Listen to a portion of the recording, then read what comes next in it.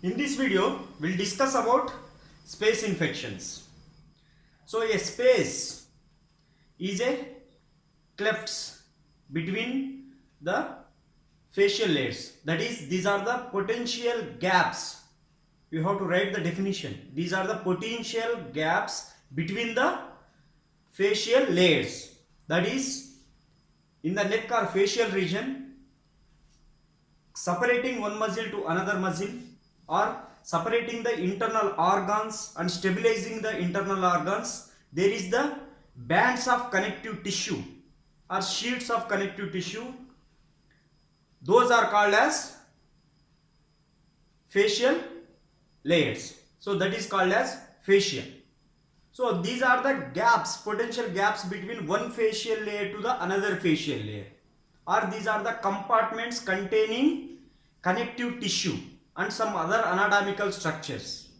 So those are called as space. Even though it is called as space, that means it doesn't contain anything, but that is not like that. It contains connective tissue and some anatomical spaces also. So first you have to understand, if suppose this is the muscle,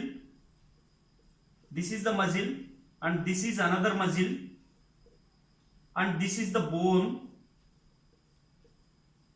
Okay, so fascia is bands of connective tissue which encircles a muscle.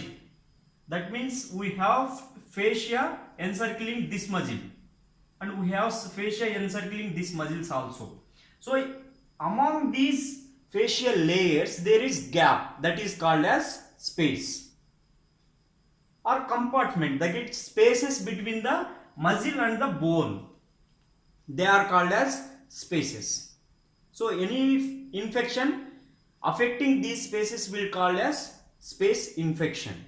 So generally in the dentistry or in the facial region, these spaces acquire or infect from the infections originated from the teeth. That is, those are called as odontogenic infection. So in this video we are going to see how an odontogenic infection will lead to the space infection.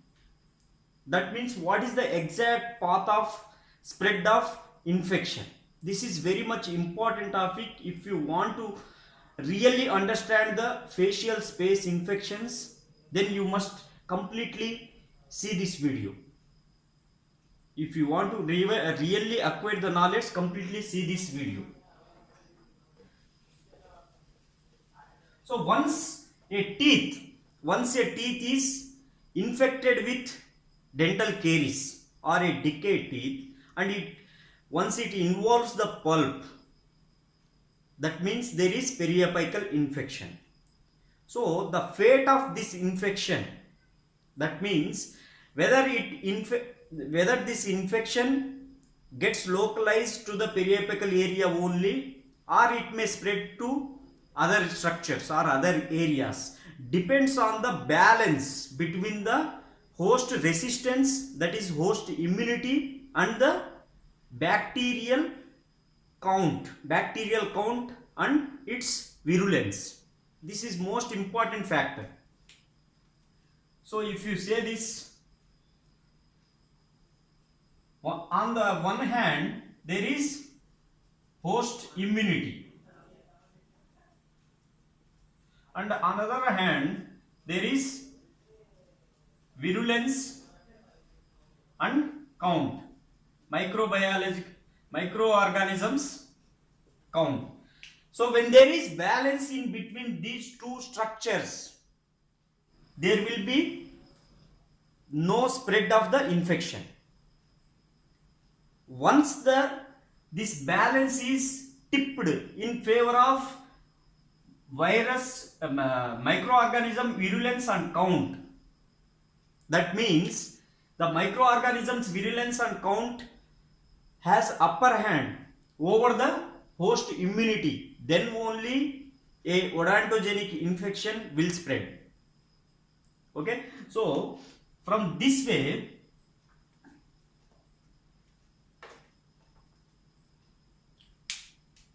say this is a tooth, okay, and this is the cortical plate, lingual cortical plate, and this is the buccal cortical plate, okay. So teeth infected with the dental caries, it is infected with the dental caries, and dental pulp is also infected with the infection.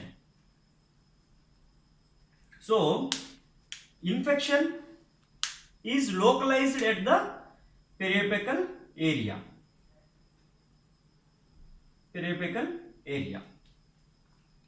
So if there is upper hand of virulence and microorganism count, then this periapical infection, or it may also called as periapical osteitis, will spread within the bone. So first local barrier to this spread of infection is the bone. Once the infection from a teeth gets localized to the periapical area, then first local barrier of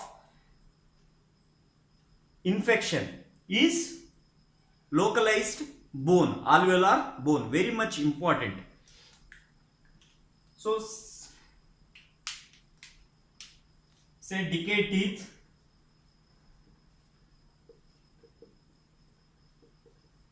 will lead to periapical infection, say, or periapical abscess. There are many other stages in between this, like periapical apical periodontitis or periapical abscess, like that. So periapical abscess, then after this there is spread of infection within the bone, within the first local barrier, that is periapical osteitis.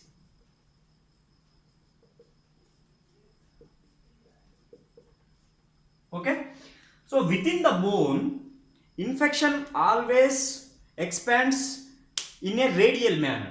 That means it expands all over equally, like this, like this.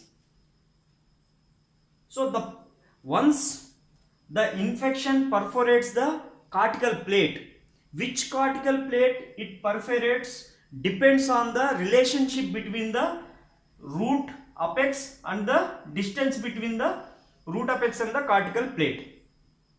So if the buccal side of the cortical plate is near to the root apex, then obviously infection will get exit from the bone towards buccally. Okay, so in this case, in this diagram, you can see that this is the buccal direction and this is the lingual direction. In this diagram, the distance between this root and the labial cortical plate, buccal cortical plate, is shorter when compared to this lingual cortical plate. So obviously infection will exit on the buccal side. So once the infection exits from the cortical plate, the next immediate local barrier is periosteum. Okay, so covering this cortical plate, there will be periosteum.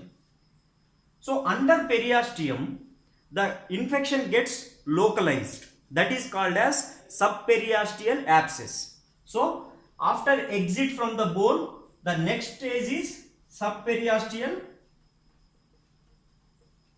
abscess.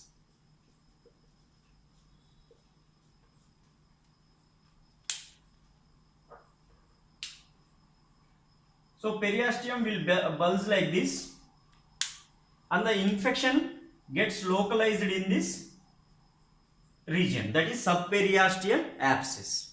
In most cases, this periosteum offers some little bit resistance.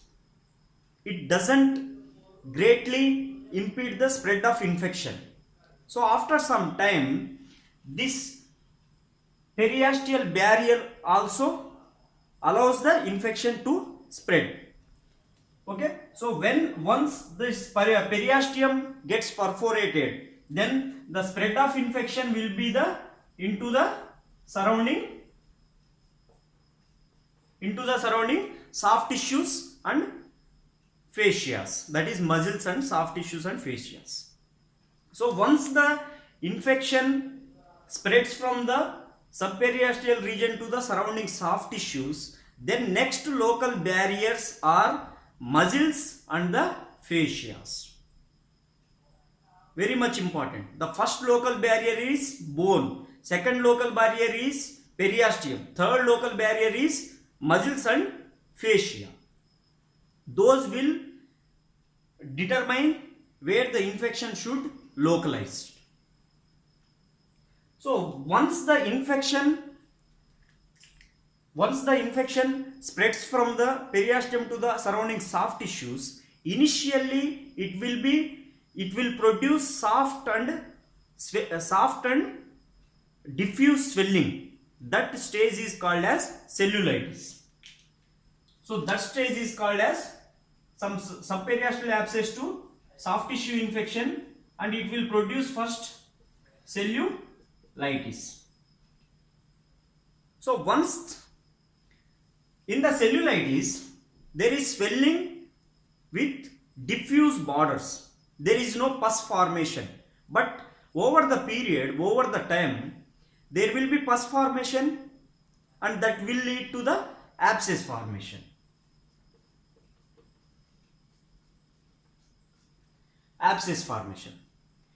Initially, a abscess is also firm in nature, but over the period, when tissue destruction occurs, this abscess also becomes soft and fluctuant. That is pinpoint, fluctuant. So your spaces get infected in this area, like from the subperiosteal abscess to the stages of cellulitis and abscess.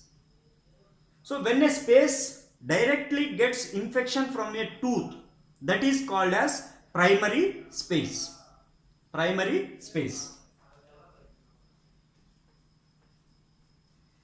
space means a space which get directly involved from a decayed tooth.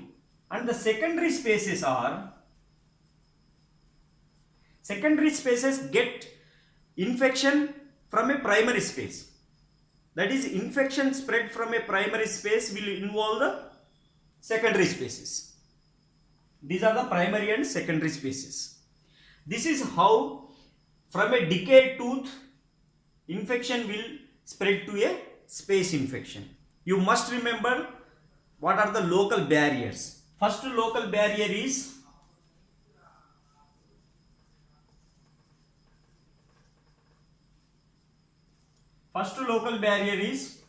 bone, then periosteum, then muscles and fascias. These are the local barriers to the infection, and you must draw the diagram like this. So this is the space infection. This is how exactly a odontogenic infection will lead to the space infection. This is the basis for any space infection. Any space infection will get infection like this only. If you like this video, like the hit button, share the video, subscribe the channel, and if you have any doubts, mention in the comment box.